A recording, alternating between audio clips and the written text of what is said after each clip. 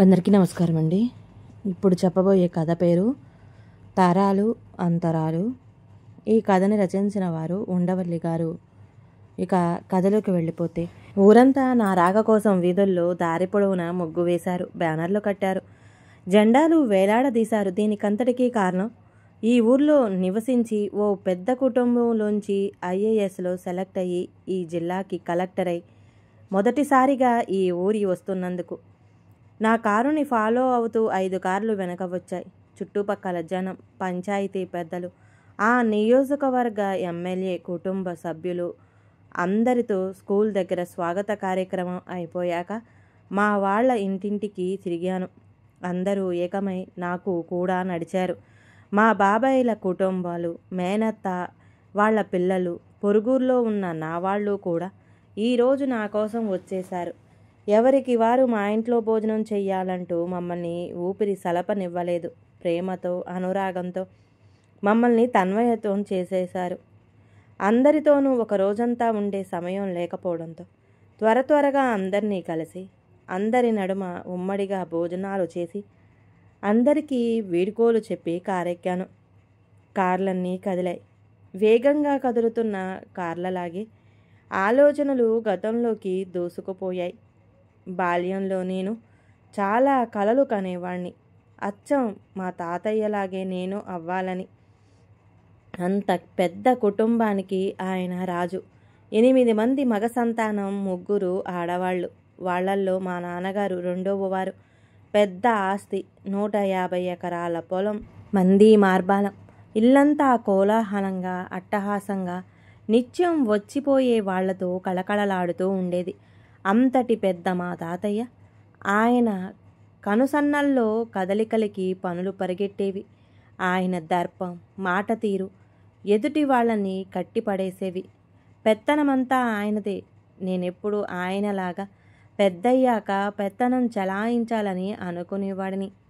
అందరి మమకారాలు, ఆత్మీయతలతో జీవితం అందంగా రంగులు పూసుకొని మనసుకి మురిపించింది. కానీ అన్ని రోజులు ఒకేలాగా జరగవు కదా. కాలం ఎప్పుడూ మార్పుల్ని తెస్తుంది. మనుషులు తీరుతెన్నుల్లోనూ, అలవాటుల్లోనూ కొత్త అంశాలు చొరబడి అనేక మార్పుల్ని తీసుకువస్తాయి. మా తాతగారు ఎప్పుడూ చెప్పేవారు, సాంప్రదాయాలు, జీవన శైలి, వాటి నడవడికల్లోనూ పెను మార్పులు చోటు చేసుకుంటాయి.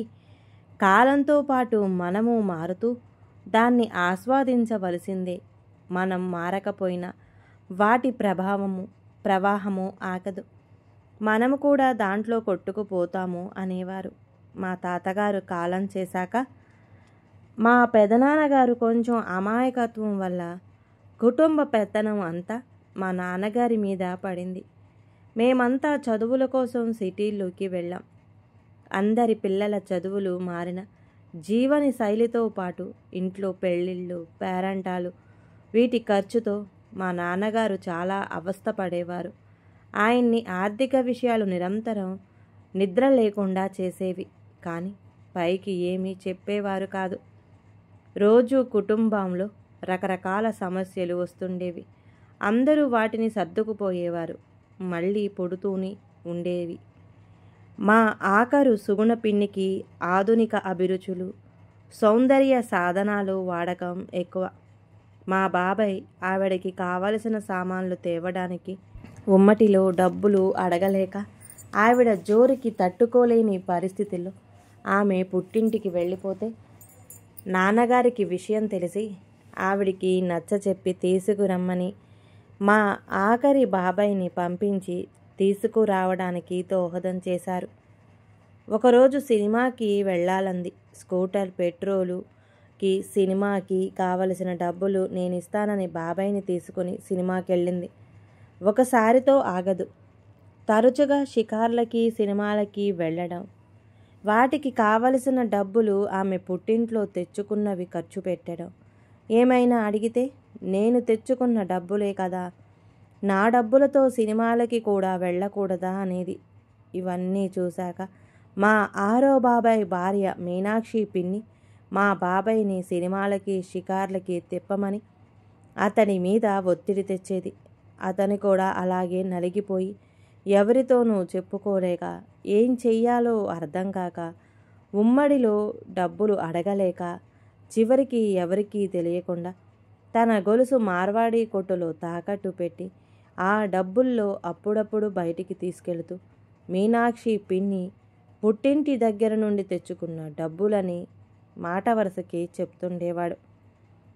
వీళ్ళను చూసి మిగతా వాళ్లల్లోనూ నెమ్మదిగా చలనం కలిగింది. ఎలా డబ్బులు సమకూరేవో తెలియదు, కానీ అందరూ బయట తిరగటానికి వెనుకాడేవారు కాదు.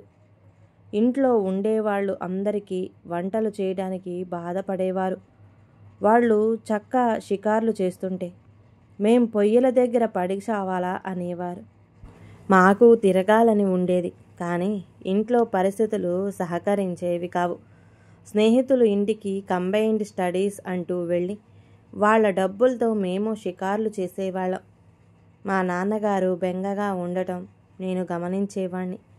దానికి కారణం ఆస్తుల్ని అందరికీ పంచి ఇచ్చేయడానికి తాతయ్య గారి కండిషన్ ప్రకారం చెయ్యకూడని పని. తాతయ్య గారు అందరినీ ఉమ్మడిగానే ఉండమని చెప్పేవారు. దానిలోని ఉపయోగాలు, బలం అన్నీ వివరించి చెప్పేవారు. ఎక్కువ మంది ఆత్మీయతల మధ్య మనిషి యాంత్రికంగా మారిపోకుండా ఉండటానికి కుటుంబం కలిసి ఉండటం చాలా వరకు ఉపయోగపడుతుంది అని చెప్పేవారు. ఒకరికొకరు సాయం, ఓదార్పు, జీవితానికి ఉండవలసిన విలువలు దీనిలో తెలుస్తాయని చెప్పేవారు. ఎక్కువ మంది నా అనేవాళ్ల మధ్య తిరగడంలో మనోధైర్యము దిక్సూచి ఏర్పడతాయని చెప్పేవారు. అయినా ఈవేళ పరిస్థితుల్లో అప్పు కూడా ఎక్కువే ఉంది. ఇదంతా తీరాలంటే కష్టంగానే కనపడుతుంది. మా నాన్నగారికి తప్ప అందరికీ ఆడపిల్లలున్నారు. అప్పులు వాళ్ళు తీర్చుకునే పరిస్థితులు లేవు. అన్నీ ఖర్చులే కనపడుతున్నాయి. వీటికి తోడు మా తరంలో లగ్జరీ ఖర్చులు పెరిగాయి. మా చదువులు పూర్తయ్యి నాది పోస్ట్ గ్రాడ్యుయేషన్ కంప్లీట్ అయింది. మేమందరం ఖర్చులకి బయట ఉద్యోగాలు చూసుకునే వాళ్ళని ఆలోచనలకి వచ్చాం. ఒకళ్ళిద్దరూ బయట సిటీలో చిన్న ఉద్యోగాలు చూసుకొని అక్కడే స్థిరపడ్డారు. మా ఆఖరి పిన్ని వాళ్ళ గదికి ఏసీ పెట్టించుకుంది. డబ్బులు మా పుట్టింటివి అంటుంది. అక్కడే మొదలైంది సమస్య. అందరికీ అదొక విడ్డూరము, హెచ్చరికల్లా కనిపించాయి. మిగతా వాళ్ళు అలా చేసే పరిస్థితి లేదు. భర్తలు పెట్టించలేరు. పిన్నిలాగా మనకి ఏసీ పెట్టించమ్మా అనే పిల్లల మాటలకి మనసు అదోలా అయిపోయి ఆడవాళ్లు పిచ్చెక్కిపోయేవారు. ఉమ్మట్లో ఏసీ ఎలా కుదురుతుంది, కరెంటు ఖర్చు అందరికీ పడుతుంది కదా అంటూ కొందరు విప్లవం లేవదీశారు. ఇవన్నీ చూసి నాన్నగారికి బీపీ, షుగరు వచ్చేసింది. ఆయన ఆరోగ్య పరిస్థితి సరిగా లేకుండా పోయింది. దానికి కూడా మందులకి డబ్బులు అయిపోతాయని గుసగుసలాడేవారు కొందరు. ఈ ఇల్లు మరికొన్నాళ్లలోని ఉమ్మడిగా నడపలేమని ఆలోచనలు ఆయన్ని ఇంకా కొంగదీసేవి. రోజులన్నీ నిస్తారంగా గడిచేవి. కొత్తగా వచ్చిన మా మూడో బాబాయ్ గారి కోడలు మాటిమాటికి ల్యాండ్ లైన్ నుంచి పుట్టింటికి పదే పదే ఫోన్లు మాట్లాడి అందరికీ కొత్త టాపిక్ అయి కూర్చుంది. కొన్ని రోజులు చూశాక మేము తక్కువ కాదన్నట్టు మిగతా వాళ్ళు గంటలు గంటలు ఫోన్లు మాట్లాడి ఆ నెల బిల్లు కొండవీటి చాంతాడంట చేసి మా నాన్నగారికి దిమ్మ తిరిగేలా చేశారు. అంతటితో ఆగలేదు. మా మూడో బాబాయ్ గారి కోడలు తన గదిలోకి ఫోన్ ఎక్స్టెన్షన్స్ పెట్టుకోవడంతో అదే నెంబర్కి అందరూ వాళ్ళ గదుల్లో ఫోన్ ఎక్స్టెన్షన్ పెట్టించుకున్నారు. అది అక్కడితో ఆగలేదు. ఒకరికి ఫోన్ వస్తే మరొకరు వాళ్ళ గదుల్లో నుంచి వినడంతో రకరకాల సమస్యలు, గొడవలు మొదలయ్యాయి. మనస్పర్ధలు రావటం మొదలెట్టాయి. నచ్చని వారు వంట చేస్తుంటే వారు చూడకుండా కూరల్లో ఉప్పు వేయడం, కారం వేయడం, ఉప్మాలో వేపాకులు వేయడం లాంటి చర్యలతో రోజు రోజుకి జగడాలు పెరిగాయి. కొత్తగా పెళ్ళైన జంటలకి వాళ్ళ తీరిక సమయాల్లో సరస సంభాషణలకి కుదరకపోవడంతో రాత్రులకే పరిమితమై స్వేచ్ఛను కోల్పోయిన పక్షుల్లా ఫీలయ్యి ఉద్యోగాలు వెతుక్కొని సిటీల్లోకి వెళ్ళిపోయారు. మెల్లగా ఇల్లు ఆధునికత సంతరించుకుంది. మిగతా వారికి ఏసీలు, ఫ్రిడ్జులు, ఫంక్షన్స్కి వెళ్ళడానికి 2 కార్లు, వీటితో పాటు అప్పు కూడా పెరిగిపోయి నాన్నగారు ఇంటి కథని మెల్లగా నడిపించటం మొదలుపెట్టారు. కార్లు సరిపోయేవి కావు. 8 బయటికి వెళితే మిగతా వాళ్ళకి అదే రోజు ఏదైనా కార్యక్రమం ఉంటే వెళ్ళడానికి కుదరక చిన్న చిన్న గొడవలు మొదలయ్యేవి. 4వ బాబాయ్ గారి అబ్బాయి ఆదివారాలప్పుడు తాగి వచ్చి ఇంట్లో పేలాపనలు పేలి ఆ రాత్రి కొంతమందికి నిద్ర లేకుండా చేసేవారు. దానితో తాగి ఇంటికి రాకూడదని నిషేధం పెట్టారు. అతను రాత్రుళ్ళు రావడం మానేసి స్నేహితులు ఇళ్లల్లో ఉండిపోయి ఉదయాన్నే వచ్చేవాడు. అతన్నొక HIV పేషెంట్లా చూసి అతని సామాన్లకి దూరంగా మెలిగేవారు. నాన్నగారు అందరినీ మందలించి అతన్ని ఇక్కడే ఉండమని అందరినీ ఓ దారికి తెచ్చారు. కొంతమంది ఉద్యోగాల పేరిట సిటీల్లో స్థిరపడిపోయారు. మరికొందరు భార్యలు తెచ్చిన కట్న కానుకలతో వ్యాపారాలు మొదలుపెట్టి పిల్లా పాపలతో ఉంటే వాళ్ళని చూడటానికి మా బాబాయిలు, పిన్నిలు వెళ్ళి చూసి రావడమే కానీ పర్మనెంట్గా ఉండటానికి కుదరక మిగతా వాళ్ళు ఏమనుకుంటారోనని ఉమ్మడి కార్యకలాపాల్లో పాలు పంచుకుంటూ మనసుని మనవళ్ళ దగ్గర పారేసుకొని బలవంతంగా జీవించేవారు. అయినా తెగించి 2 బాబాయిలు కొడుకుల దగ్గరికి వెళ్ళిపోయారు. ఉన్నవాళ్లల్లో సగం మంది ఏదో ఒక రోగంతో ఉన్నవాళ్లే. వాళ్ళ మందులకి ఎక్కువ డబ్బు ఖర్చు అయిపోతుందని ఆస్తులన్నీ పంచేయమనే వాళ్ళు తయారయ్యారు. నాన్నగారు మాత్రం తాతయ్య గారి దారిలోనే కంకణం కట్టుకున్న మనిషిలా అంత అనారోగ్యంలోనూ లేచి బలాన్ని తెచ్చుకుని అడుగులు ముందుకు వేసేవారు. నాన్నగారికి ఆరోగ్యం బాగుండకపోవడం వల్ల ఉద్యోగానికి కానీ బయటికి వెళ్ళడానికి నాకు అవకాశం కుదరలేదు. అయినా నేను సివిల్ సర్వీస్కి కావలసిన పుస్తకాలన్నీ ముందేసుకొని తీరిక వేళల్లోనూ రాత్రిళ్ళు బాగా కుస్తీ పట్టేవాణ్ణి. ప్రస్తుతానికి ఆయనకి చేదోడు వాదోడుగా ఉంటూ పనులన్నీ చూసుకుంటున్నాను. ఆయన మాటలకి ప్రణమిల్లవలసి వచ్చింది. ఇంతటి కుటుంబాన్ని నడిపించే నాన్నగారి పక్కన ఆసరా కూడా అవసరం అనిపించింది. ఎవరికి వారు స్వేచ్ఛా జీవితం కావాలనుకుంటూని వాళ్ళు సంపాదించుకునే డబ్బు ఎప్పుడూ ఒక చోటికి చేర్చే కార్యక్రమంలో కొంత వ్యక్తిగత దాపరికాల్లోకి వెళ్ళిపోతుంది. కుటుంబం నిస్తృతమయ్యే కొలది దాని మీద కేంద్రీకరణ తగ్గిపోతుంది. అందరూ సుఖంగా ఉండాలంటే కొంతమంది త్యాగం తప్పదు. ఈ కుటుంబాల్లో వాళ్ళ అభివృద్ధి ఆనందాల్లో మనకు గొప్ప ఆత్మతృప్తి లభిస్తుంది. మా ఆఖరి బాబాయ్ గారి అమ్మాయికి పెళ్లి కుదిరాక కట్న కానుకల విషయంలో మా పిన్నిగారు ఇంకా ఎక్కువ డబ్బు ఇచ్చి పెద్ద సంబంధం చెయ్యాలని పట్టుబట్టి అన్నం తినడం మానేశాక ఆస్తి డొంకంతా కదిలింది. నాన్నగారు కుటుంబంలోని అందరినీ అత్యవసరంగా కూర్చోబెట్టి ఆస్తులు, అప్పుల చిట్టా చదివారు. అప్పులు ఎలా, ఎందుకు చేయవలసి వచ్చిందో ఆధారాలతో సహా వివరించి చెప్పారు. కానీ ఎవరు అప్పులు పంచుకోవడానికి సముఖంగా ఉన్నట్టు లేరు. ఇవన్నీ నిజమా కాదా అన్నట్టుగా తెర వెనుక మాటలు మొదలుపెట్టారు. ఒకరిద్దరు అప్పులు మాకేం సంబంధం, మాకు చెప్పి చేశారా అని అడిగారు. నాన్నగారు నీరుగారిపోయారు. ఆయన అప్పులకి భయపడలేదు. కుటుంబంలో ప్రేమలు, ఆత్మీయతలు లేకపోవడం ఆయన్ని చాలా బాధ పెట్టాయి. నీరసించిపోయి ఆయనకి తిండి సహించేది కాదు. నాన్నగారు అందరికీ ఒక ఆలోచన చెప్పారు. కొంత డబ్బు బయట నుండి తెచ్చి ఏదైనా మంచి వ్యాపారం చేసి అప్పులు తీర్చేసి ఆస్తుల్ని పంచేసుకుందాం అని ఒప్పించారు. చాలా రకాల వ్యాపారాలు చేసి లాభాలు రాక తిరిగి అప్పే మిగిలింది. చేసేదేమీ లేక నాన్నగారు ఆస్తిని సమాన వాటాలుగా వేశారు. అప్పుల్ని తన మీద వేసుకొని అందరి వాటాలు పంచేసి ఆయన వాటా ఆస్తిని అమ్మేసి అప్పులు తీర్చి ఉన్న అతిపెద్ద ఈ మండువా లోగిలి కూడా అమ్మేసి అద్దింట్లోకి మాకు అమ్మారం. ఇంత జరిగాక నాన్నగారి ఆరోగ్యం క్షీణించిపోయింది. ఎవరితోనూ మాట్లాడేవారు కాదు. మనిషి అదోలా అయిపోయారు. నాకు భయంగా ఉండేది. ఒరే ఈశ్వర, నీకు అన్యాయం జరిగిపోయిందిరా. ఏమీ ఇవ్వకుండానే నడి రోడ్డు మీద దిగంబరంగా నిలబెట్టి బతకమని వెళ్ళిపోతున్నాన్రా అంటూ కన్నీళ్లు తెచ్చుకునేవారు నాన్నగారు. అలా నాన్నగారు కంటతడి పెట్టడం నేనెప్పుడూ చూడలేదు. అమ్మ ఏడ్చేది. నాకు బాధ కలిగి కన్నీరొచ్చేది. అమ్మ ఎప్పుడూ సహనమే, భర్తకి తగ్గ భార్య. నాన్నకి ఇంకా ధైర్యం చెబుతూనే ఉండేది. ఉమ్మడిగా పెద్ద కుటుంబాన్ని నడిపిన నాన్న ఏమీ లేకుండా ఇలా అయిపోవడం చూసేవాళ్ళకి చాలామందికి బాధేసింది.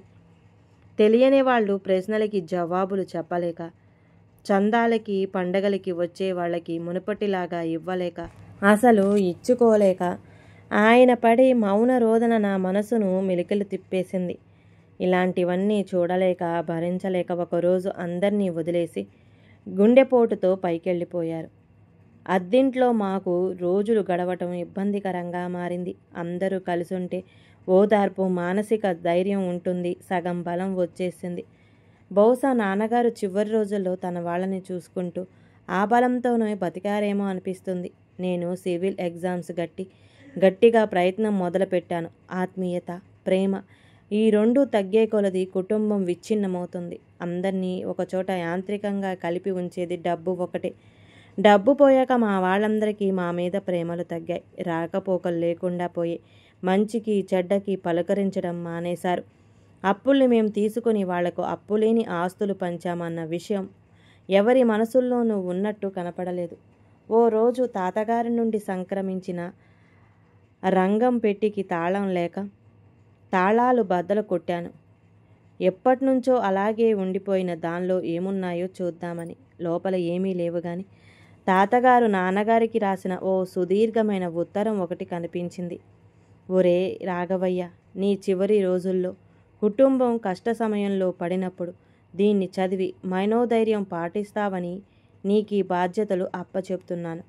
కుటుంబాలు నడవటం మా తాతల నాటికి నా తరానికి మారిపోయింది. కష్టాలు నష్టాలు ఎక్కువవుతున్నాయి. చూస్తుంటే రోజులు వేగంగా మారిపోతున్నట్టు అనిపిస్తుంది. రోజులెప్పుడు ఇలాగే ఉంటాయని నేను అనుకోవట్లేదు. అలా అని మనం విడిపోలేము.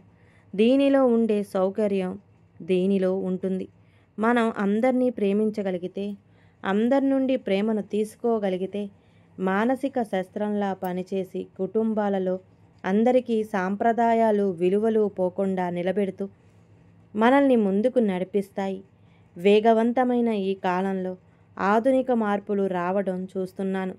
అలాంటి మార్పులు కుటుంబాలని కలిసికట్టుగా సుఖశాంతులతో ఉండేటట్టు చేస్తాయని నేను అనుకోవట్లేదు.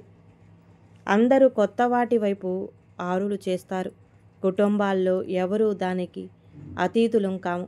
అందుకే ఎప్పటికైనా విధివశాత్తు కుటుంబం విడిపోయే పక్షంలో నేను నీకు ఇచ్చిన అప్పుల్ని తీర్చేసి అప్పులు లేని ఆస్తుల్ని అందరికీ ఏర్పాటు చేస్తావని చెయ్యగలిగినవి నేను రాసిపెట్టి ఉంచిన కాగితం ఇది. ఒక కుటుంబంలో అందరూ సవ్యంగా బ్రతకాలంటే దానికోసం ఒకరు ఎన్ని త్యాగాలు చేసినా పర్వాలేదని మా తాతగారు చెప్తుండేవారు. ఒకరు బాధపడిన కుటుంబం అంతా సంతోషంగా ఉంటే వాళ్ళని చూస్తూ ఆ తృప్తిలో బాధని కూడా మర్చిపోతాం. ఇలాంటి బరువైన బాధ్యత నీ నెత్తి మీద పెట్టానని ఏమీ అనుకోకు. ఎప్పటినుంచో మన కుటుంబంలో వస్తున్న నడవడికే ఇదే. నా తర్వాతైనా నువ్వు ఈ కాగితాన్ని చూస్తావని ముందుగా రాసి పెట్టి దీనిలో దాచాను. ఇట్లు మీ నాన్న. ఉత్తరం చదివాక నాకు కన్నీళ్ళొచ్చాయి. మా నాన్నగారు చాలా గుండె లోతు మనిషి. మా తాతగారి నుండే అప్పు సంక్రమించిన విషయం ఎవరికీ చెప్పకుండా దాచారు. ఆయన కాలంలో కూడా కొంత అప్పు ఏర్పడిపోయింది. తాతగారి మాట నిలబెట్టడానికి కాబోలు అప్పులకి ఆస్తినంతా ఇచ్చేశారు. ఈ విషయాలు బయటికి ఎప్పుడూ చెప్పలేదు. తాతగారి అప్పు గురించి చెప్పి తన డబ్బు పోకుండా చేసుకోవచ్చు. కానీ తాతగారి మాటని నిలబెట్టడంలో పూర్తి త్యాగానికి సిద్ధపడిపోయారు. అమ్మ దగ్గరికి వెళ్ళి ఈ ఉత్తరం చూపించి అడిగాను. మా అమ్మకి ముందే తెలుసట. మా అమ్మకి ఈ ఉత్తరం విషయం గతంలో చెప్పారట. నేను అవాక్కయ్యాను. ఆయనతో పాటు అమ్మ కూడా ఇంత త్యాగశీలని తెలిసాక నాకు అమాంతం ఆమె కాళ్ళ మీద పడిపోవాలనిపించింది. నాన్నగారు అందరినీ సంతోష పెట్టగలిగారు. కానీ అమ్మని సంతోష పెట్టలేకపోయినందుకు ఆమె కూడా ఈ కుటుంబానికి చేసిన త్యాగం గుర్తొచ్చి నా మనసు చెమ్మగిలింది. ఒరే ఈశ్వర్, తల్లి తండ్రి పిల్లలు వరకే కుటుంబాలు నిలబడతాయి. అంతకు మించి దీర్ఘ కుటుంబాల్ని ఉమ్మడిలో నడపలేం. వేగం పుంజుకున్న ఈ జీవితాల్లో అంతా కొత్త పద్ధతులు, నూతన జీవన సరళి, కంప్యూటర్ యుగంరా. మనిషి పరుగులెత్తడమే. తరానికి మధ్య విపరీతమైన సాంకేతిక వ్యత్యాసం. వీటి వల్ల ఇవేవి సాధ్యం కావు. కొంత పరిధి వరకు మాత్రమే వీటిని ఆపగలం. అయినా మీ నాన్నగారి లోపం ఏమీ లేదు. ఆయన చేయగలిగినంత మానవ ధర్మం నిర్వర్తించారు. నువ్వు ఒక సమిధగా నిలబడ్డావు. ధర్మం ఎక్కడికి పోదు. ఏదో ఒక రూపంలో నీ జీవితం గొప్ప ఫలితాన్ని ఇస్తుంది అంటూ నా ఒంటి మీద చిరుగుల చొక్కాని చూసి అమ్మ కళ్ళల్లో కన్నీళ్లు ఊబికాయి. నా కళ్ళు గోదారయ్యాయి. తన చిరుగుల చీరని వదిలేసి నా చొక్కా చూసి బాధపడిన అమ్మ ప్రేమను చూసి నా చెంపల మించి ప్రేమతో నిండిన ఆనంద బాష్పాలు జలజల రాలాయి.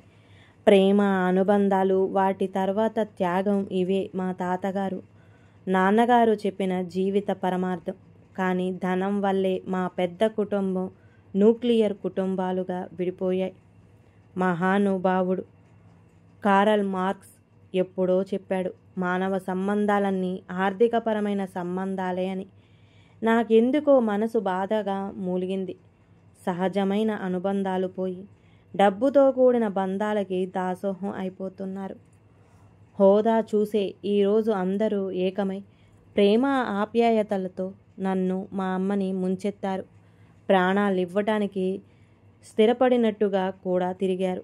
ఎదుటివారు ఎంత ధనాశాపరులైనా, స్వార్థపరులైనా కానీ మానవత్వంతో మనుషుల్ని ప్రేమించటం, నిస్వార్థంతో పనిచేయడం, నిజాయితీతో త్యాగానికైనా అనుక్షణము సిద్ధపడి ఉండటం, ఇవే మీ తాతగారు, మీ నాన్నగారు వాళ్ళ నుండి నువ్వు ముందుకు తీసుకువెళ్ళవలసివి. నీతో పాటు ఇలాంటి లక్షణాలు ఉన్న మనసుల్ని తయారు చేయడం కూడా నీ బాధ్యత అంటూ అమ్మ చెప్పిన మాటలు చెవుల్లో మారు మోగుతున్నాయి. గొప్ప తల్లి తండ్రులకు పుట్టిన విషయం తలుచుకుంటూ నా మనసు తాధ్యాత్మ్యంలో అనుభూతికి లోనయ్యింది. మనుషులందరూ ఒకేలా కనిపిస్తున్నారు. అందరినీ ప్రేమించాలని, హత్తుకోవాలని, మమేకమై నడవాలని, అందరిలో అలాంటి మార్పు తీసుకురావాలని నా మనసులో బలంగా ముద్రపడిపోయింది. నన్ను గమనించినట్టుంది. అమ్మ కళ్ళు చెమ్మగిల్లాయి. ఈ కథ కనుక నచ్చితే ప్లీజ్ అండి లైక్ చేయండి. అలాగే ఛానల్ని సబ్స్క్రైబ్ చేసుకోవటం మాత్రం మర్చిపోమాకండి. మీ విలువైన అభిప్రాయాన్ని కామెంట్ బాక్స్లో కామెంట్ చేయండి. అందరికీ ధన్యవాదాలండి.